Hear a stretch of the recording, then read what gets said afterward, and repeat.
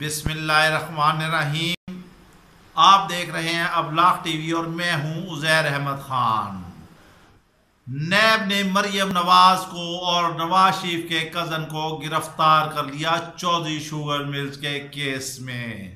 اب وہ پابند سلاسل ہو گئی ہیں۔ ایسے حالات میں حکومت کی جانب سے گرفتاریاں کوئی اتنی سود مند ثابت نہیں ہوں گی۔ اپوزیشن کہہ رہی ہے کہ مریم کو اس لیے گرفتار کیا گیا کہ وہ کشمیر کے حق میں ریلیاں نکال رہی تھی اور کشمیر کے لیے آواز اٹھا رہی تھی۔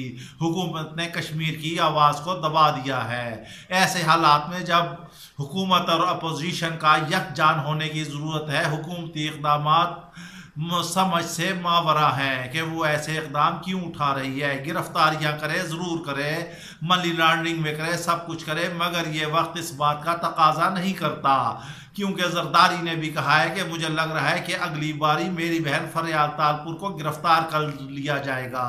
ادھر خورشید شاہ کے لیے بھی سارا شکنجہ تیار ہے، ان کی کرپشن کے بھی ثبوت نیب نے اکٹھے کر لیا، انہیں بھی گرفتار کر لیا جائے گا۔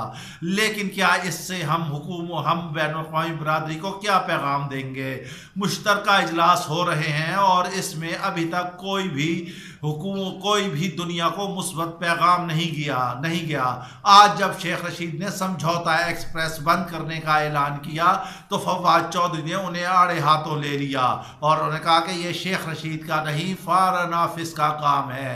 اس طرح فردوس عاشق نے بھی تمام ثقافتی سرگرمیاں معطل کر دی ہیں، تجارت بھی بند کر دی گئی ہے، اس سے دونوں ملکوں کو نقصان پہنچے گا۔ لیکن اب بھارت ہاتھ جوڑنے کی نوبت پر آن پہنچا ہے، وہ پاکستان سے منتیں کر رہا ہے کہ سفارتی معاملات چلائے جائیں، حالات کو آگے بڑھایا جائے، اس طرح نہ کیا جائے کہ اس سے نقصان ہوگا، کیونکہ بھارت کی جو افغانستان کو ساری ٹرانزٹ ہوتی ہے وہ پاکستان سے گزر کے جاتی ہے۔ اب پاکستان نے تہیہ کر لیا ہے کہ انشاءاللہ اس سال کشمیر آزاد ہوگا اور بھارت موت کی وادی میں جائے گا اگر اس نے اپنی ہٹ درمی قائم رکھی۔ اس کے ساتھ ہی ہمیں اجازت دیجیے، اپنا خیال رکھیے گا، اللہ حافظ۔